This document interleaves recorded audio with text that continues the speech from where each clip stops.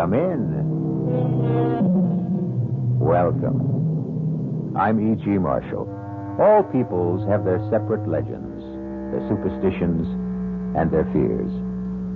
Julius Caesar once said that all Gaul is divided into 3 parts. But whatever the political alignments, the Gallic people shared their legends in common, and none more persistent and accepted than the belief in the second sight. Usually called a gift, but one wonders if perhaps it is far more the reverse of that.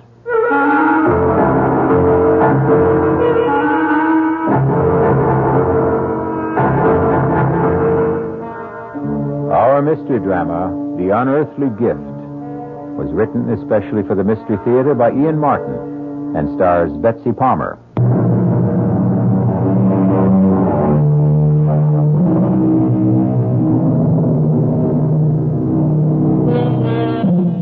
Let's begin with 2 definitions of second sight. The unearthly capacity to see things impossible for ordinary people to see, or the ability to foretell events in the future from the shadows they cast before them. A talent bequeathed to a large, raw-boned, and rather plain girl called Ruth Ann Mitchell. She and her grandmother, Bridget Carney, are the only women at a lumber camp high in the Bitterfoot Range, which sprawls across Idaho, Washington, and half of British Columbia. Ruth and Granny cook and keep house for the lumberjacks. And what can I say, Mamselle?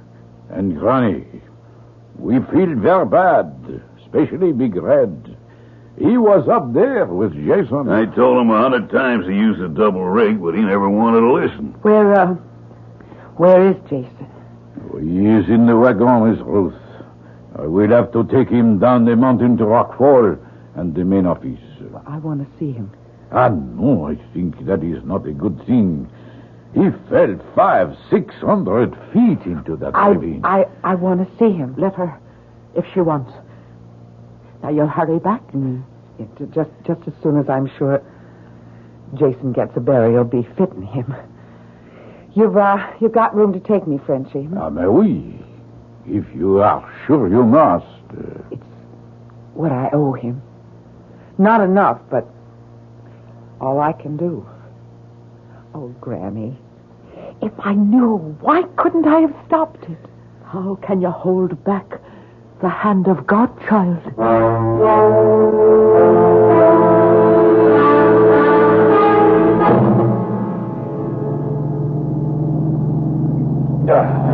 Espèce de diable. This is one bad road. You want me to drive, Frenchy? You, a woman. Well, I know it like the back of my hand. My daddy was a straw boss at Greenwood's camps, and from the time I was 11, I grew up there. And your father, when did he die? Oh, in the big fire. When the South Slope burned up. And your mother? She died having me. So you stay on with Granny. She is your only family? Yes. All I have to love. And Jason, too, you lost. Oh, Jason. Jason was kind to me. Why do you stay at the lonely camp like Greenwood with a bunch of roughnecks like us? Where else would I go? To the city, no, where perhaps you find a nice young man who... Me? A plain, awkward country gal who stands head high or higher than most men and knows nothing but to just cook and to do the chores. Jason did not think you were so plain. What did you mean about Jason when you said you might have stopped it? Well, I had sort of a dream. I mean, hours before you came back to camp. Just when it might have happened. I thought, Frenchy, that I saw the whole thing just the way it happened. My family was from Bretagne in France. We are also like the Irish, what you say, Gaelic. Yeah. There also is the Vue de l'Ombre, what you say, the The second sight. That is a gift you have. I don't know, Frenchie. I just don't rightly know. I don't suppose I really ever want to know.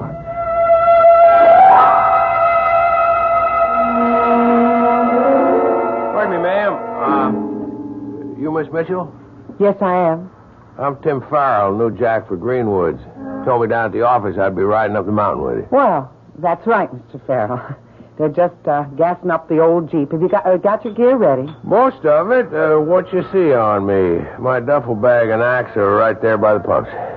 Well, then I guess we're ready to go. Except first, I guess I should say howdy. Ain't used to shaking hands with a lady, but put it there. How about making it Tim? I ain't used to Mr. Oh, yeah, well, my name's Ruth Ann. All right, Ruth Ann. Do we travel? Yes, we do. It's a rough trail, and I really prefer going it while it's still light.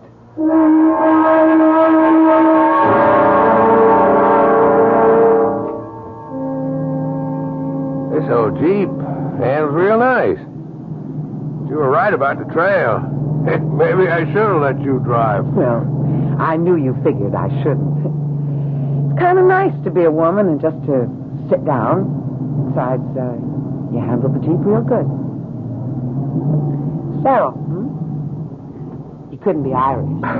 Some generations back, mostly, though I'm just a roving lumberjack. Born in Montana, never been out of 7 northwestern states in the good old U.S. of A. Oh. I don't figure you for all of that Irish either. Well, not so much on my father's side, but all the way down on my mother's.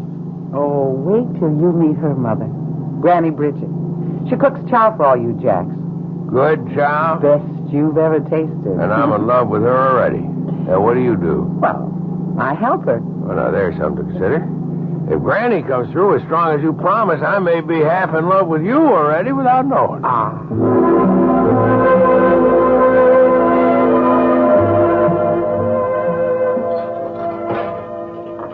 Now, that Tim Farrell you brought back here 3 weeks ago. He's a charmer, he is. I think so, too. But what, dear? Well, I don't know how to talk about it, Granny. You see something in his future? I don't want to talk about it yet. Yet? It just doesn't come clear. It's a full moon tonight. I reckon I'm just going to walk myself some more before I go to bed. Is it Tim you're going to meet? It's no one at all but my own thoughts. Or maybe just to be alone and remember Jason. Don't wait up for me, Granny. I'll not close an eye till I know you're back home safe and sound.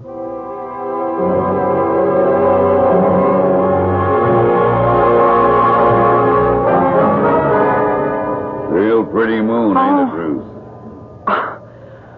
I suppose, Big Red. I kind of hope you figure like I do that it ain't hung up there for nothing.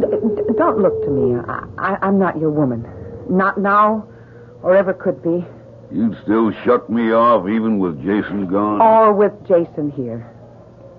You and me have nothing for each other. And don't you make no move to me, even with Jason not here to stand between us. Big as you are, you think you could hold me off if I really had a mind to? Look, I hope I don't have to try. I don't guess you'll have to, Ruth Ann, as long as there are 3 of us. Who asked you here, Tenderfoot? Put out. If I'm not wanted. Ruth Ann? Let's just not make no fuss, all right? I'm on my way back to bed anyways. Good night.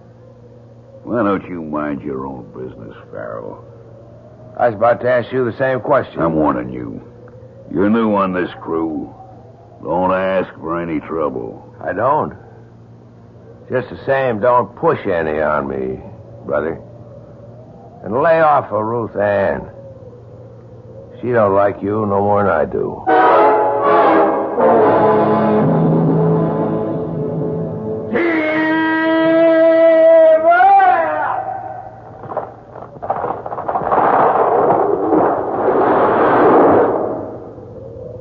Hey, gal. Gosh, he come down. Whoa, so bad, eh? That even. No sight more beautiful, no sound nearer the heart. When you start stripping here, Big Red and me, we cut out the next big tumble, huh?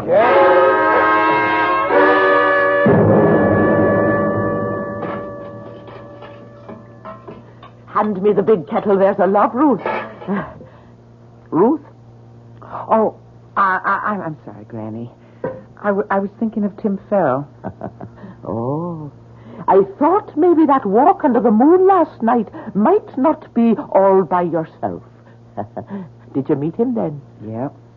Good, I did, too. Big Red was pestering me again, just like before Jason died. You tell him he as much as lays a finger on you, and I'll put broken glass in his grits. Now, don't you let that blowhard bother you. Well, it's not him that I'm worried about, Granny. It's Tim. Why? I'm trying to fight it. But I see it. There's death. The shadow of death over Tim's shoulder. And I'm somehow in the shadow, too. Oh, Granny, why do I have to see it?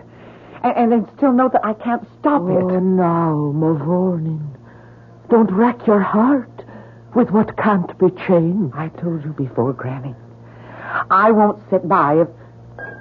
What is it, Colleen? What are you staring at? I see him now. They've topped a tree. And Tim's stripping it. He's all alone in a... No! I've got to stop it. I've got to stop it. Dear Mary in heaven, watch over my lamb. Whatever the Lord has marked her for.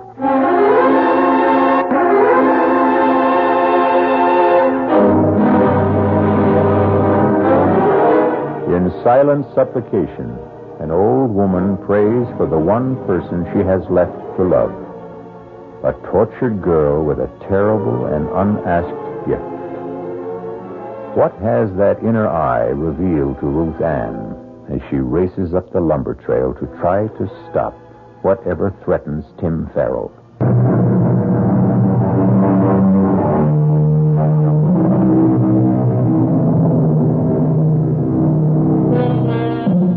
At the stand of trees, the lumberjack crew is thinning out.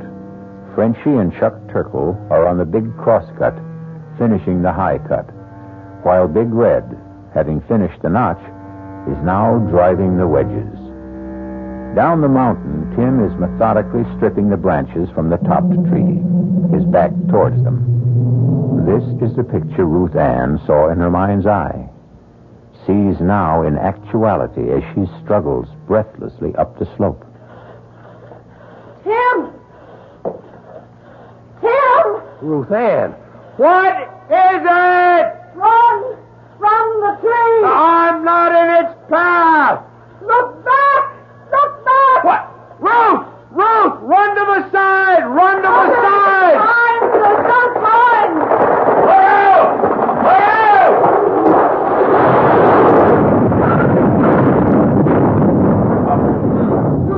Oh, I sure would never want one closer than that. You are right, Ruth Ann. You covered me with your body. Well, you risked your life to try to save me.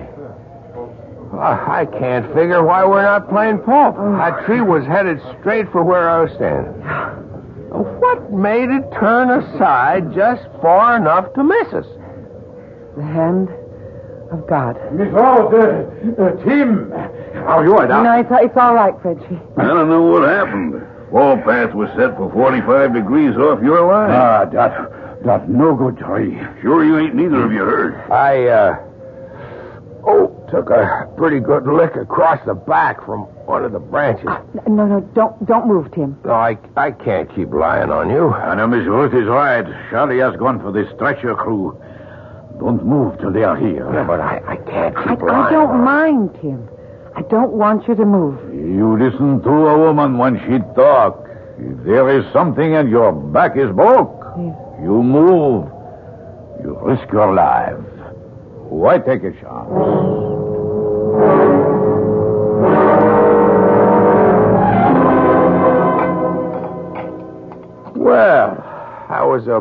powerful good bowl of soup, Ruthann. I'm glad you liked it. Here, let me take the tray. How's your back today? Oh, it's horrible. Now I know that there ain't nothing broke. I feel I better be getting back on my feet. No, sir.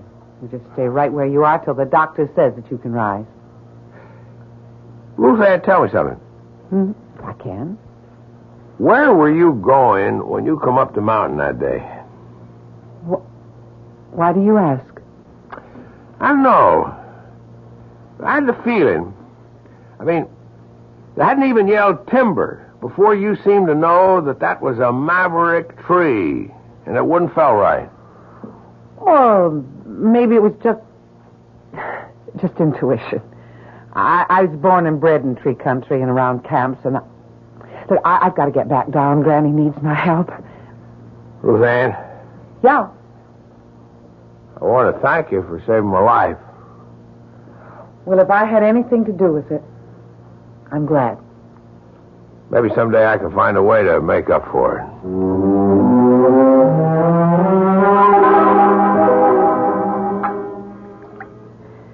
So it's taken you are with our boy upstairs. Tim? Well, he saved my life. I thought it was t'other way around. I mean, with the branch he took across the shoulders would have caught me right across my neck, Granny, and snapped it like a chicken. He's a good lad. Are you in love with him? Tim's not for me, Granny. Or any man. Oh, now, Makushla, what makes you say the like of that? You know, Granny, I don't want the gift, but I can't escape it. It's like a lead weight around my neck. Or around my heart. Did my mother have it? Kathleen? Yes, she did. And did she know about my father? Not before she married him, or she would never have married him. It never comes till we're well out of our teens. But, Granny, did she know that he was to die so young? She knew. And about herself? She knew that, too. And knowing that I would kill her in childbirth, she still went ahead and had me? Now, there's always the chance the good Lord will change his mind. Look at you and Tim. Only he hasn't. What? Granny, I wish I could see it clearer. I stopped it once, but I don't know if I ever could again. Tim wears the shadow of violent death like a collar. And somehow I'm the one who's hanging it there. Oh, Granny. Granny, I don't know what to do.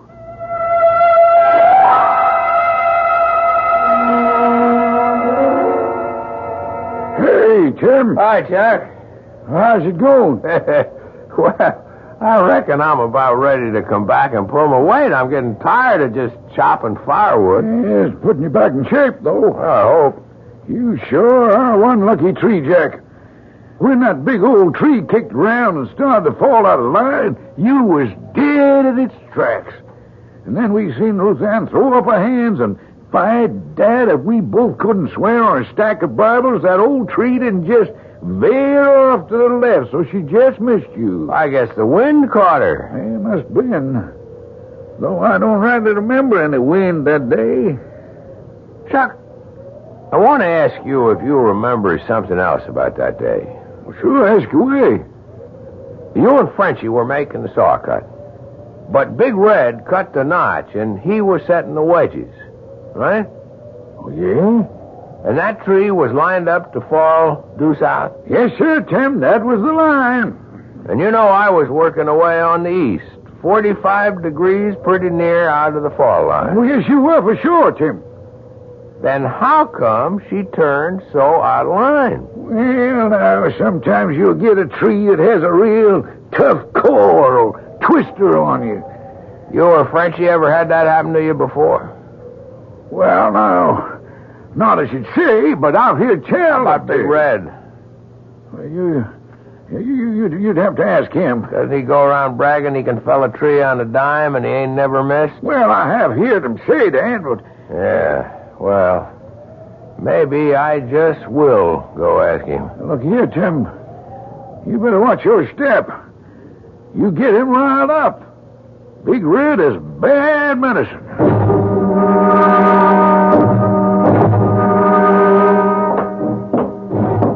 Hold it just a minute before you go inside, Chuck. Oh, hi, Big Red. What was you and Tim Farrell getting your heads so close together over up there by the woodpile? Oh, we was just chatting. I seen he was asking you a powerful lot of questions. I'd like to know them questions.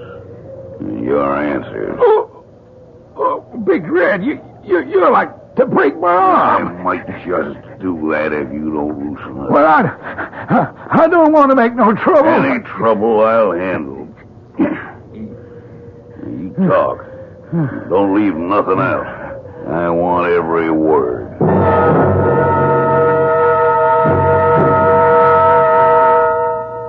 Now, don't take on so, girl. You're in love with the boy. It's that, isn't it? Yes, Granny. I am in love with Tim. But that's only a little part of it. Now, don't be too sure. Is he in love with you? Oh, Granny, how could he be? I'm a plain... We won't go through that go-round again. Granny, I'm trapped. First of all, I have the vision that all I bring Tim is danger. And second, well, if I want him to love me, how can I be sure that I'm not using the power to make him? I brought you some fresh wood for the stove. Hey, did I break in on something? Sure not at all, Tim. How are you feeling now? Oh, I guess I'm about back to where I was, thanks to Ruth Ann. You'll excuse me, Granny Bridget and Ruth Ann. But I got a little business here, can't we? You get yourself out of my kitchen, Red Pilly, and all your riff-raff with you. Not till something gets straightened out. Well, speak up and go. I'm talking to you, Farrell. And this time you ain't hiding behind any skirts. Chuck Turkle here tells me you're bad-mouthing me. Trying to say I dropped a tree across your back. I hadn't faced you with it yet. I wanted to get some more proof. But so long as you fetch the issue, that's what I have in mind. Glad you laid it on the table. Now, Ed, why you do this? Why you trying Shut up, to... Frenchy. I'll handle this. Mr. Farrell, I'm calling you out. Pick your weapon. Knives, axes, peavy poles are just bare hands. You and me's got a claim to settle.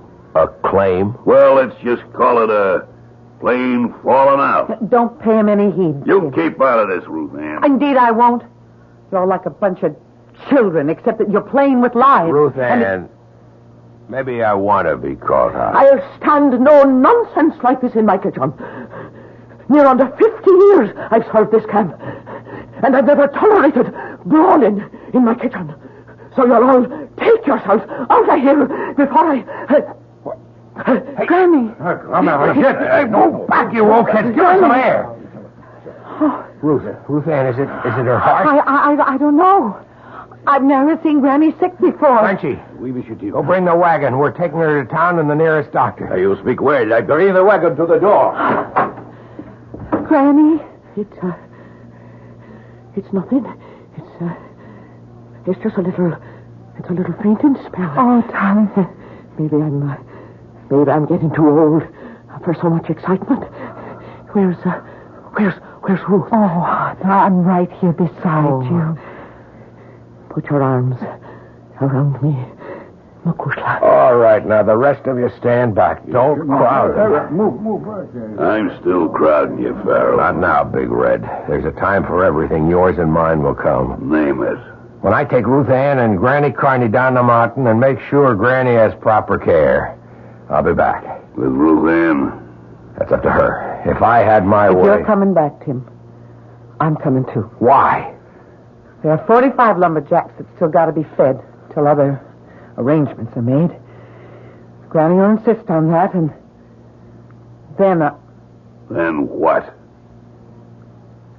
Whatever's got to be unwound among us, it's going to take the three of us to do it.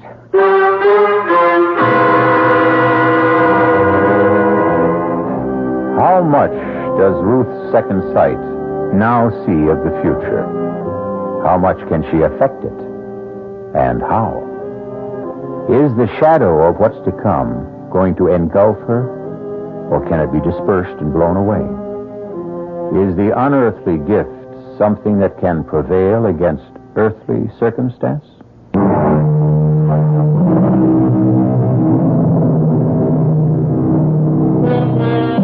Rock Falls boasts a livery stable, 3 assorted garages, a choice of hotels, no hospital, but a small clinic with 4 beds and a first-rate, if overburdened, general practitioner.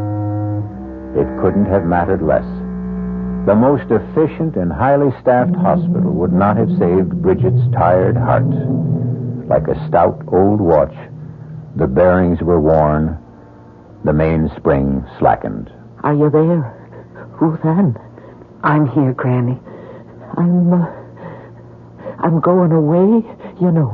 Oh, no. Yes, I can see it in your eyes, Mavourneen. You know. Promise me something. What? You won't go back to that camp. Granny, who's to cook for all the men? Then find another. There ought to be something better in life for you. I don't know what it should be. You're telling me that you and Tim... Granny, me and Tim are a dream of yours. Because you want only the best for me. But even if it could be, you know what lies between us. The gift. Or by another name. Curse. Where is he now? He's gone back to camp. And you let him go? How could I stop him? Tonight, I was needed here. No longer. Now go and follow him. And leave you here. My time is used up. Come close. Granny, I'm never very far away from you. Soon you will be. Let me say this while I can. Some of us are the lucky ones. I was. How? I had the gift as well. Little I wanted it. It was clearer than yours. So I knew just exactly what to expect. I knew your grandfather, like your mother's poor husband, would have gone from me early. Granny. Forgive me, child. I was just looking down the long corridor of time that I've left behind. Where was I? It doesn't matter, Granny. Oh, yes. Yes, 'twas this. About the gift. It came to me late and left me early. I can wish you only the same. The earlier, the better. You mean suddenly the second sight stopped? It wasn't there? That's what I mean. If I still had it, wouldn't I be able to read better for what you're to do? But how can you know if it's gone? It's like love. When love comes, you can't mistake it if it's for real. And when the gift goes, you'll know it. Just as sure. I love you, Ruth Ann. My love shall make you free.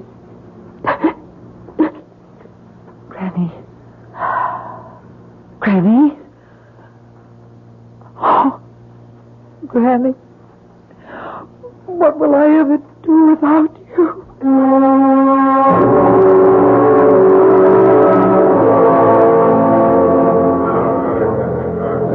Mes amis, by the old logging roll, this contest is to the finish. By selection of both contestants, there is no weapon but the human hand. First I ask each if they must fight. Big Red, No man's gonna make the kind of charges Tim Farrell's been making about me behind my back. And Tim, Red Pelly rules this camp and all of you by fear. It's time someone challenged him. I'm doing that.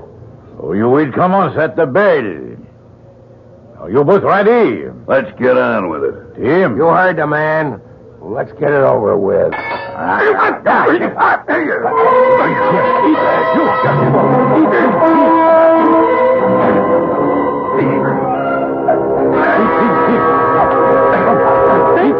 What's going on?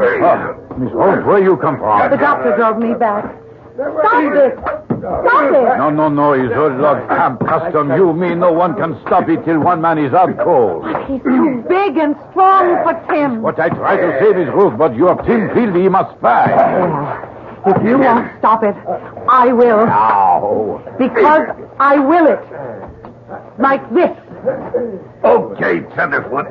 Now I'm gonna stomp the living hell out of you. I'm not asking no mercy. Come on. Just try to stop me. Just what? Here's one last go for luck.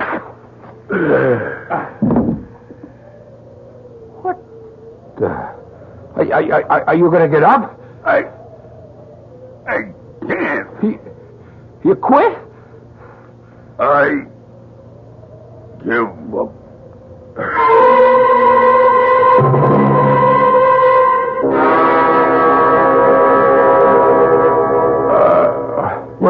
Just take it easy. You're all right. Ruth? Yes?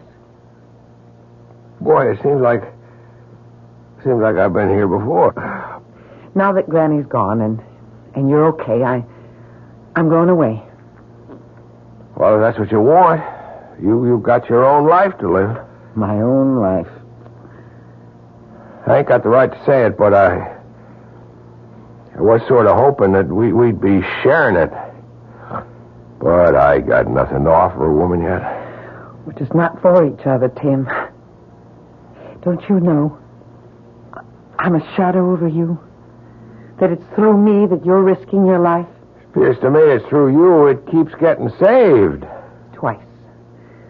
The legend is the third time round fate has to take its course. There's another crook here now, and I'm not needed. Forget me, Tim. Please, just forget me. Oh, sorry, Excuse me, Miss sir. Ruth. Hey, how you feel, champ? Huh? I feel like I got run over by a bulldozer. It'll mend. Something else won't, eh? In the inside. Why did you make Miss Ruth cry? It's kind of the other way around, Frenchie. I guess I took a wrong notion. I wanted to marry that girl. But she does not want to marry you. That's right.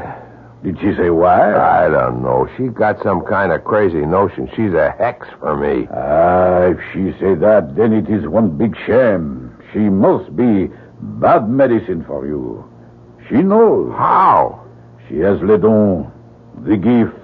She can read the future. Oh, come on. It is true. How do you think that big tree missed you that day? And how you make Big Red cry, Uncle? The heck with superstition, that's no real problem. What is a problem is that a man needs money to marry. And what do I have to offer? What? Big Red. I was just dragging what was left of me in here to say you whipped me fair and square and the best man won. You say you're leaving? I'll be on my way by tonight. Frenchie, what was that I heard him saying about he wanted to get hold of some money? The poor devil. He wanted to get married, but he has no stake yet. So he wants money real bad, huh?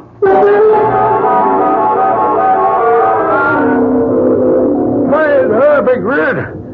What are you doing so far from camp? Oh, just stealing me a little breather, Chuck, and having a stroll. Hefting your axe in your hand. This here axe ain't mine. Belongs to Tim Farrell. What you doing with it? I got a use for it. I wouldn't figure him to lend you anything of his. He didn't. He might get sore and take a notion to whoop up on you again when he finds out. He's too busy packing up to leave camp. Leave? Yeah. Him and Ruth Ann. As soon as you get back with the Jeep.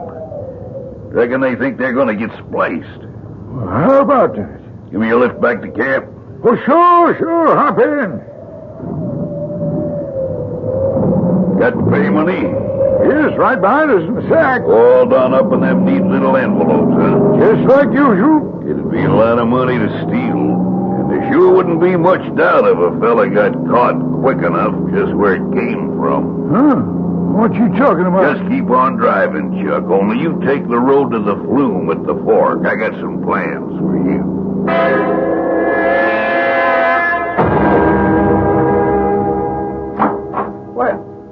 What are you doing with my gear, Red? Well, why, I was just going to carry it out to the Jeep for you. I'll handle it myself. What's the Jeep doing outside there? Where's Chuck? I reckon he took the payroll over to the straw boss. You drawing yours? No. And we'll ride over there and pick it up before I drive you and Ruth Ann down to town. She's coming with us? As if you didn't know.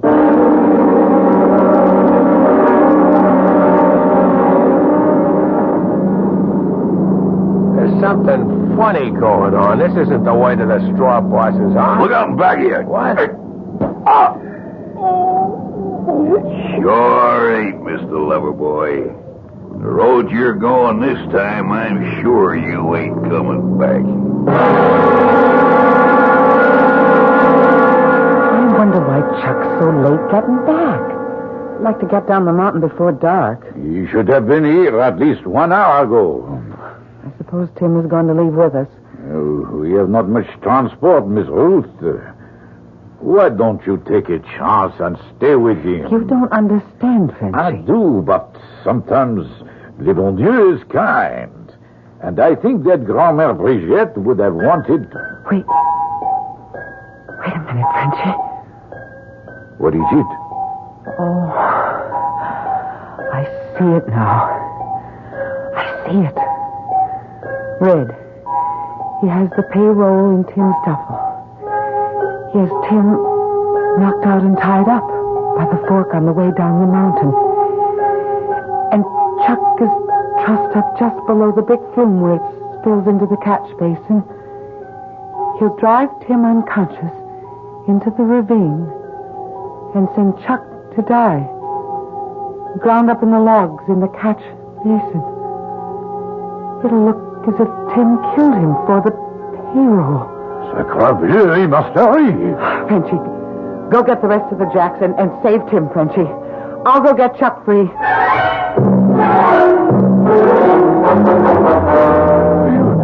You crazy Red. Like a fox, Chuck. Ain't no woman gonna make a sucker out of Red Pelly. She turned me down for Jason. Well, I took care of him. Climb. Climb? Up to the sluice? Why? I'm sorry, Chuck, but I gotta set this up just right. What are you going to do with Tim's axe? I'm gonna bury it right in your skull, Chuck, so nobody has any doubts as to who... Oh, no, you're not, Red. Ruth Ann, how'd you get up here? Many's the time as a kid when the logs weren't running, I've shooted down the flume. From the camp right to this station. Oh, I knew I had to move fast to stop you. But I can't. It's too late. I've burned all my bridges behind me. Now, worst of all, it's got to be you two. Oh, but you can't touch me, Red. I have the gift. The gift? I turned the tree aside to save Tim, and I held you back from stomping him. All with the help of God, and now I'm going to stop you again. Run, Chuck. Run. But you... No, he can't touch me. I'm sorry it has to be this way, Ruth Ann. From the beginning, when you first come, you was all I wanted. But you turned me down. What are you doing? I'm going to open a sluice gate. There's 600,000 board feet of logs already on the way down. And we're going with the first that comes. If I can't have you, no one else can. Hey, you hear me? I hear you. You touch Ruth Ann, I'll kill you. Ain't none of the three of us going to stay alive. Come on up. You put down that axe, Red. Until I take your fight. Go, Ruth Ann. Oh, Frenchy, I've got a squeeze. Damn you, I'll switch your skull. Watch him. He has your axe. Hang on, Ruth. I've got a peavy pole. All right, Red. You want to give up? Le bon Dieu, be kind. We have too many. Get over the platform, Frenchy. We need room. Hey, damn you. Oh, you right me. Let go of the peavy, Tim. He'll drag you with him.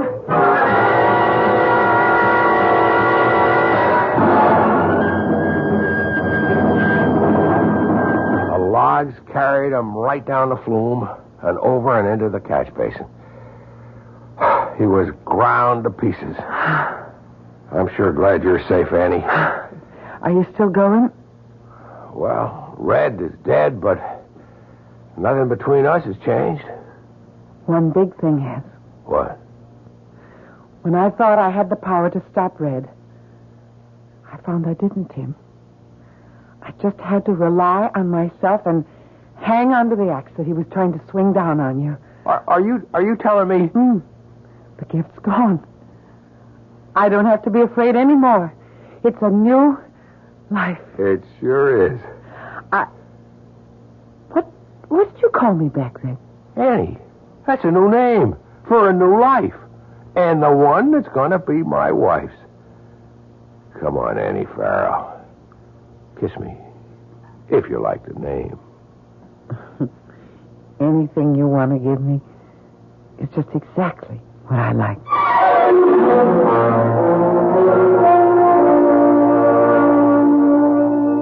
Think of all the gifts you personally may have lost in your time, and how much you mourned them.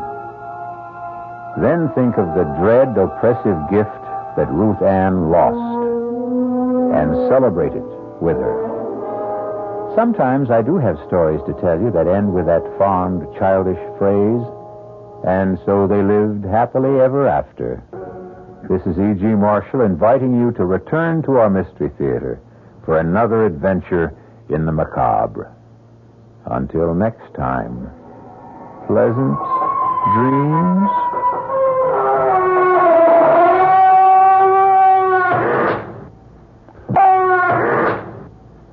The preceding Mystery Theater program was furnished by the CBS Radio Network.